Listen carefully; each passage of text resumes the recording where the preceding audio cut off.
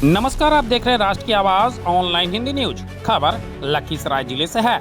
मानव दुर्व्यवहार को लेकर की गई चर्चाओं में अलग अलग लोगों ने अपने अपने बयानों से अपनी अपनी बातों को रखने का काम किया।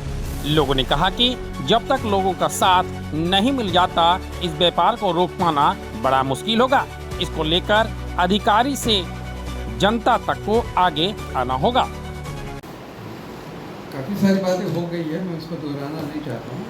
आज का जो दिन है वो थोड़ा सा दो लाइन में मैं आपको बताऊँ कि आज जो हम लोग मना रहे हैं ये जो विश्व मानव दुर्व्यवहार विरोधी दिवस, इसके पीछे की जो बात है वो इसलिए जानना ज़रूरी है क्योंकि अगर आप देखें तो जो क्राइम है, जो क्राइम का अगर परसेंटेज देखा जाए तो ये जो ट्रैफिकिंग है वो तीसरे नंबर पे आता है पूरे विश्व में। और इसलिए ये बहुत ज़्यादा ज़रूरी है। और जब यूनाइटेड नेशन संयुक्त राष्ट्र ने इस बात को देखा तो 2013 में 18 दिसंबर को ये एक रिजोल्यूशन पास किया कि 30 जुलाई को हम एक दिवस मनाएंगे हर साल। और उसमें ये इसलिए दिवस क्योंकि लोगों का ध्यान आकृष्ट करें। जैसे आपने बताया कि हम कर सकते हैं, हम दूसरे पे नहीं जाते। क्या बहुत सारे एक्सक्यूज़ हैं, हमारा क्या है, मेरा क्या जाता है, यहाँ नहीं होता है, जब होगा तब देखेंगे। तो ये जो बहाने हैं हम लोग अपने लिए गढ़ लेते हैं, उसको याद दिलाने के लिए कि हम सबका अपना कोई ना कोई भूमिका है, महत्व है, इसलिए याद दिलाने के लिए ये होता है। इस वर्ष का जो थीम है, हर साल एक थीम रखा जाता है जो आप यहाँ देख रहे होंगे कि child trafficking is an organised crime. ये मतलब ऐसा नहीं कि छिटपुट तरीके से होता है, ये बिल्कुल ऑर्गेनाइज तरीके से होता है। आज भी हम लोग जो वो आरपीएफ से बात कर रहे थे, वो बोले कि लोग मदद नहीं करते हैं, जो लोग ले जाते हैं वो उनके साथ मिली भगत होता है, सब लोग सब जानते हैं कि क्या हो रहा है। तो ये एक ऑर्गेनाइज्ड है, एक तरीका है जिस तरीके से ये हो रहा है। तो इसलिए इसको ख़त्म करना ज़रूरी है। इस साल का थीम ये है। और भारत में इस साल रेलवे, चूँकि रेलवे एक बहुत बड़ा महकमा है जो इसमें एक तरह से उसका उपयोग किया जाता है, तो रेलवे ने इस साल 15 दिन 15 जुलाई से 30 जुलाई तक ये रखा कि इस पखवाड़ा हम लोग मनाएंगे और सारे जितने भी बच्चे जा रहे हैं उनको हम रोकेंगे।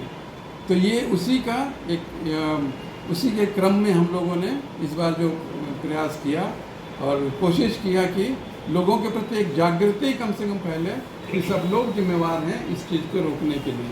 सिर्फ एक किसी के रोकने से, पुलिस के या इससे नहीं रुकेगा, हम सभी की जिम्मेवारी है। धन्यवाद। आर्थिक सहायता प्रदान करते हैं।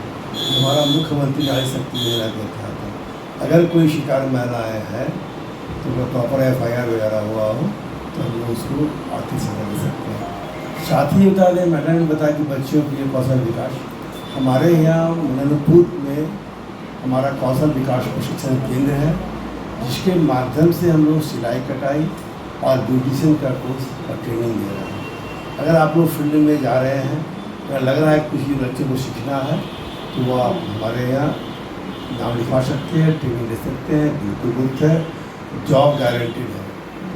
अगर वो बाहर से रोजगार करना चाहती है तो रोजगार भी दिया जाएगा। साथ ही मैं अपना अनुभव बता देता हूँ। मैं ऐसे पूर्व सिवान में भी था और बिहार के कई जिलों में हम काम कर चुके हैं।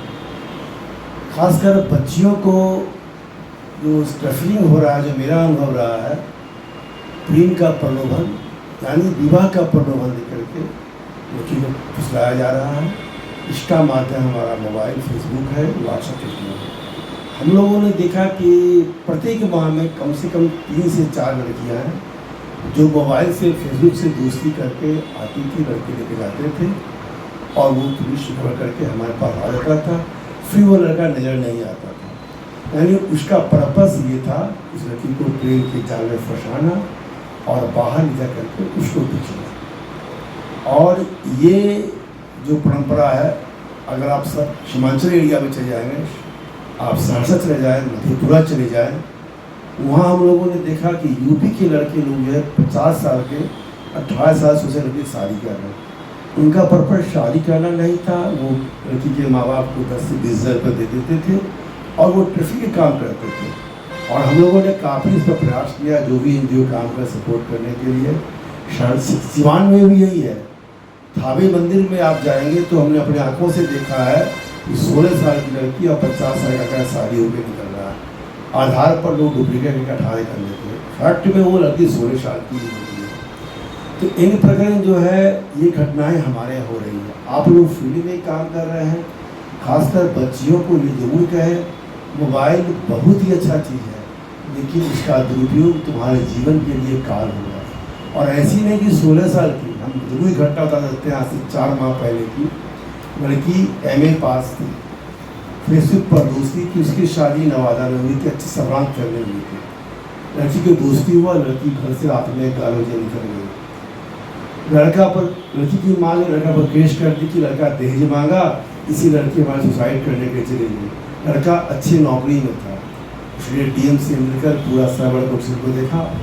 लड़की को जम्मू से नफी के लिए जिसवी के लिए चलाया गया, और जो थाना प्रभारी हमको बताई कि वो कटिहार में एक मुस्लिम कम्युनिटी एरिया में थी, और वहाँ पर पता नहीं को बता रहा था कि लड़की कैसे आई है। वो लड़की कपड़ा देखी, लड़की की माँ साथ में थी, बोली हाँ ये मेरी बेटी कपड़ा है। तब भी वो कह रही थी कि यहाँ लड़की नहीं है। जब उसको पकड़ा गया, उसके बच्चे को उठाया गया, तब बोली क्या कि हाँ ये लड़की मेरे पास आई है। और तब उसने कहानी बताया कि कल तक ये अगर रिकवर आप नहीं कर पाते तो परसों ये लड़की चली जाएगी बांग्लादेश।